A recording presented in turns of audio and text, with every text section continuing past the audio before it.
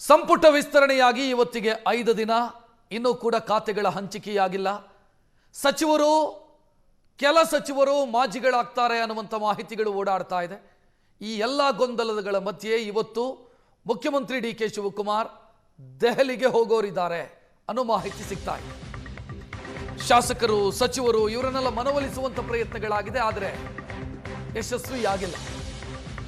ದೆಹಲಿಯತ್ತ ಮುಖ ಮಾಡಿದ್ದಾರೆ ಇಬ್ಬರು, ಒಬ್ಬರು ಮುಖ್ಯಮಂತ್ರಿ ಮತ್ತೊಬ್ಬರು ಕೆಪಿಸಿಸಿ ಅಧ್ಯಕ್ಷರು.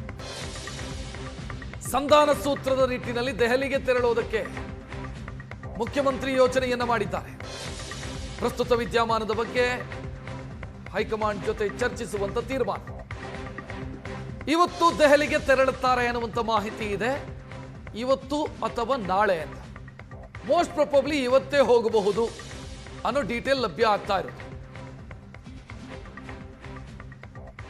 ಒಂದು, ಖಾತೆಗಳ ಹಂಚಿಕೆ. ಎರಡನೆಯದ್ದು, ಕೆಲ ಸಚಿವರನ್ನ ರಾಜೀನಾಮೆ ಪಡೆದುಕೊಂಡು ರಾಜಕೀಯ ಕಾರಣಕ್ಕಾಗಿ ಬೇರೆಯವರಿಗೆ ಅವಕಾಶ ಕೊಡಬೇಕು ಅನ್ನೋ ವಿಚಾರಗಳಿರೋದ್ರಿಂದ, ಅದರಲ್ಲಿ ಮಹಿಳಾ ಪ್ರಾತಿನಿಧ್ಯ ಯಾರಿಗೆ, ಮಹಿಳಾ ಪ್ರಾತಿನಿಧ್ಯ ಮತ್ತು ಉತ್ತರ ಕರ್ನಾಟಕ ಭಾಗದ ಕುರುಬ ಸಮುದಾಯಕ್ಕೆ ಸಿಗಬೇಕಾದಂಥ ಪ್ರಾತಿನಿಧ್ಯ, ಈ ಕಡೆ ಕೃಷ್ಣಪ್ಪ ಅವರನ್ನ ಏನು ಮಾಡಬೇಕು, ಅವರು ಮಂತ್ರಿ ಸ್ಥಾನ ಬಿಟ್ಟು ಬೇರೆ ಯಾವುದನ್ನು ಒಪ್ಪಿಕೊಳ್ಳುವುದಕ್ಕೆ ತಯಾರಿಲ್ಲ. ಅವಿಭಜಿತ ಕೋಲಾರ ಜಿಲ್ಲೆಗೆ ಅವಕಾಶ ಸಿಕ್ಕಿಲ್ಲ ಅನ್ನುವಂಥ ಸಿಟ್ಟಿದೆ, ಪ್ರತಿಭಟನೆಗಳಾಗಿದೆ. ಶಾಸಕರು ಬಹಿರಂಗವಾಗಿ ಅಸಮಾಧಾನ ತೋಡಿಕೊಳ್ತಾ ಇದ್ದಾರೆ. ಮುನಿಯಪ್ಪ ಅವರ ರಾಜೀನಾಮೆ ಪಡೆದವರ ಮಗಳಿಗೆ ಕೊಡಬೇಕಾ, ಈ ಕಡೆ ಕೃಷ್ಣಪ್ಪ ಅವರನ್ನು ತೆಗೆದುಕೊಳ್ಬೇಕು ಅಂತ ಆದ್ರೆ ಯಾರ ರಾಜೀನಾಮೆ ಪಡಿಬೇಕು, ಮಾಗಡಿ ಬಾಲಕೃಷ್ಣ ಅವರ ರಾಜೀನಾಮೆ ಏನಾದ್ರೂ ತೆಗೆದುಕೊಳ್ಬೇಕಾಗತ್ತಾ, ನಾಗೇಂದ್ರ ಅವರನ್ನು ಉಳಿಸ್ಕೊಳ್ಬೇಕಾ, ಅನ್ನಪೂರ್ಣ ಅವರಿಗೆ ಅವಕಾಶ ಕೊಡಬೇಕಾ, ಕನೀಸಾ ಫಾತಿಮಾಗೆ ಅವಕಾಶ ಕೊಡಬೇಕಾ, ರಿಜ್ವಾನ್ ಅರ್ಷದ್ ಅಥವಾ ಜಮೀರ್ ಅಹಮದ್ ಖಾನ್ ಇಬ್ಬರ ಪೈಕಿ ಒಬ್ಬರನ್ನ ರಾಜೀನಾಮೆ ಪಡ್ಕೊಳ್ಬೇಕಾ, ಇದೆಲ್ಲದರ ಬಗ್ಗೆ ಕಾಂಗ್ರೆಸ್ನಲ್ಲಿ ಚರ್ಚೆಗಳಾಗಿದೆ. ಈ ಗೊಂದಲ ಪರಿಹಾರದ ನಿಟ್ಟಿನಲ್ಲಿ ಹೈಕಮಾಂಡ್ ಮುಂದೆ ಹಲವು ಸೂತ್ರಗಳನ್ನ ಮುಖ್ಯಮಂತ್ರಿ ಇಡುವಂತ ಸಾಧ್ಯತೆ ಇದೆ. ಅವಕಾಶ ವಂಚಿತರ ಹೋರಾಟದ ಕುರಿತು ಮಾಹಿತಿ ಕೊಟ್ಟು ಏನು ಮಾಡಬಹುದು ಅನ್ನುವಂಥ ಸಲಹೆ ಪಡೆಯುವಂತ ಸಾಧ್ಯತೆ ಇದೆ.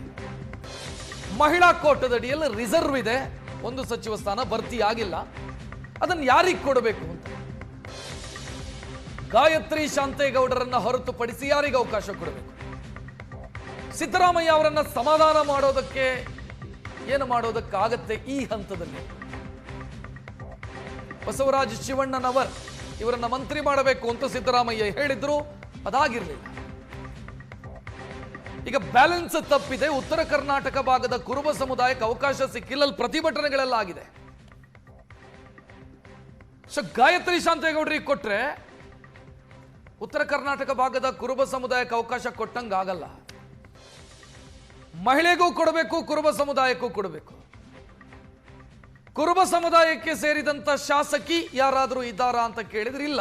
ಕಾಂಗ್ರೆಸ್ನಲ್ಲಿ ಯಾರ ರಾಜೀನಾಮೆ ಪಡೆದು ಯಾರಿಗೆ ಕೊಡಬೇಕು, ಎಲ್ಲ ಗೊಂದಲಗಳಿದ್ದಾವೆ. ಇದರ ಬಗ್ಗೆ ಸಲಹೆಯನ್ನ ಪಡೆಯುವುದಕ್ಕೆ ಮುಖ್ಯಮಂತ್ರಿ ಡಿ.ಕೆ. ಶಿವಕುಮಾರ್ ದೆಹಲಿಗೆ ಹೋಗೋದಕ್ಕಿದ್ದಾರೆ.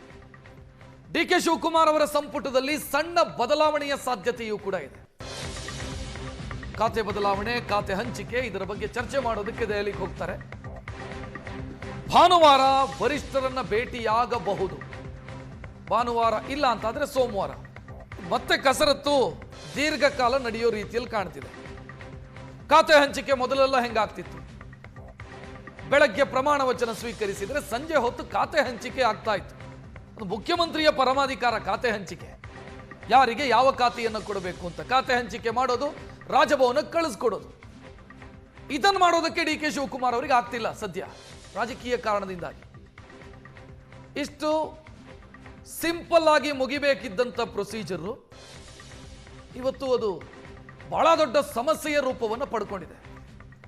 ಮುಖ್ಯಮಂತ್ರಿಗೆ ಖಾತೆ ಹಂಚೋದಕ್ಕೂ ಕೂಡ ಸಾಧ್ಯವಾಗದಂಥ ಸ್ಥಿತಿ ನಿರ್ಮಾಣ ಆಗಿದೆ. ಹೆಚ್ಚಿನ ಡೀಟೇಲ್ ನೀಡೋದಕ್ಕೆ ನಮ್ಮ ಪ್ರತಿನಿಧಿ ಮಾರುತೇಶ್ ನೇರ ಸಂಪರ್ಕದಲ್ಲಿ.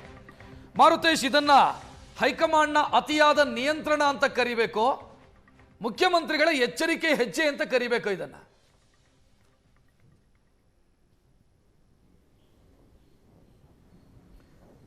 ಅಲ್ಲ, ಇದು ಇಷ್ಟೆಲ್ಲ ಸಮಸ್ಯೆಗಳು ಗೊಂದಲ ಆಗೋದಕ್ಕೆ ಕಾರಣ ಹೈಕಮಾಂಡ್ನ ಅತಿಯಾದ ಆತ್ಮವಿಶ್ವಾಸ ಅಂತ ಹೇಳಿದ್ರೆ ತಪ್ಪಾಗ್ಲಿಕ್ಕಿಲ್ಲ. ಯಾಕೆಂದ್ರೆ ರಾಜ್ಯ ನಾಯಕರನ್ನ ಅಂತಿಮಗೊಳಿಸುವಂತ ಸಂದರ್ಭದಲ್ಲಿ ಈಗ ಗಾಯತ್ರಿ ಶಾಂತೇಗೌಡರ ಹೆಸರನ್ನ ಯಾಕೆ ತಂದ್ರು, ಯಾವ ಕಾರಣಕ್ಕಾಗಿ ತಂದ್ರು, ಮೇಲ್ಮನೆಯಲ್ಲಿ ಇಬ್ರು ಕುರುಬರೇ ಆಗ್ತಾರೆ ಅನ್ನುವಂಥ ಒಂದು ಸಣ್ಣ ಕಾಮನ್ ಸೆನ್ಸ್ ಅನ್ನ ಹೈಕಮಾಂಡ್ ಬಳಸಲಿಲ್ವಾ ಅನ್ನುವಂಥ ಪ್ರಶ್ನೆಗಳು ಸಹಜವಾಗೇ ಇದ್ದಾವೆ. ಅಂದ್ರೆ ಹೈಕಮಾಂಡ್ ಸಚಿವ ಸಂಪುಟ ವಿಸ್ತರಣೆಯ ಸಂದರ್ಭದಲ್ಲಿ ಆಯ್ಕೆ ಮಾಡುವಾಗ ಈ ಸಣ್ಣ ಸಣ್ಣ ಒಂದು ಕಾಮನ್ ಸೆನ್ಸ್ ಅಪ್ಲೈ ಮಾಡಿದ್ರು ಸಾಕಾಗ್ತಿತ್ತು, ಸಮಸ್ಯೆಗಳು ಬಗೆಹರಿತಾ ಇದ್ವು.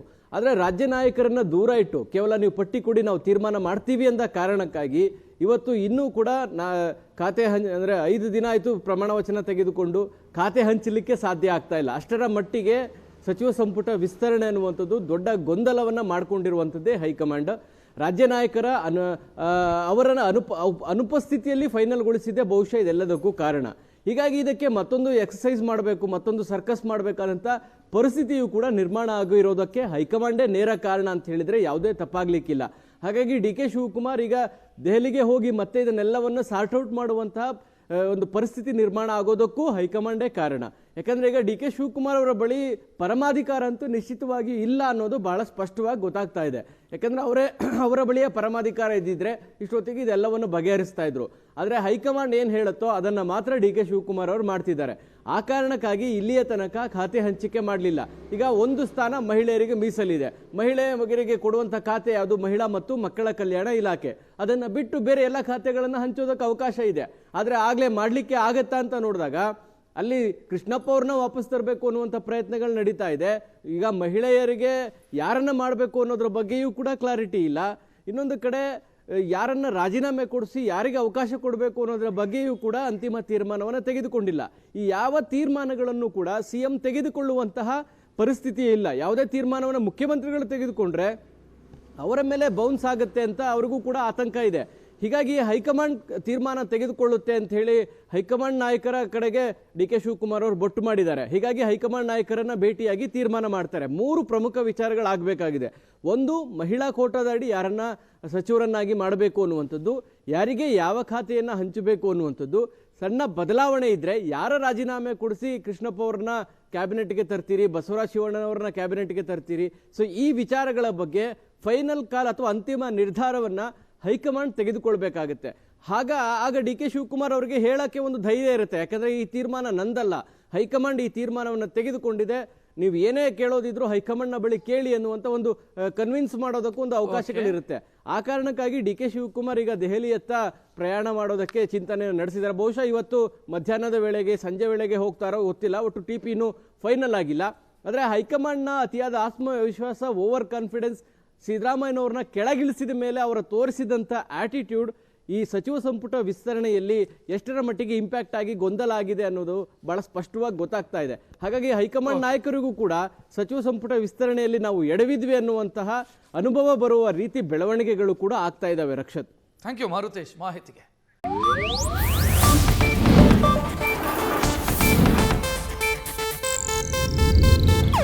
ಇದು ಏಷ್ಯಾನೆಟ್ ನ್ಯೂಸ್ ನೆಟ್ವರ್ಕ್ ಪ್ರಸ್ತುತಿ.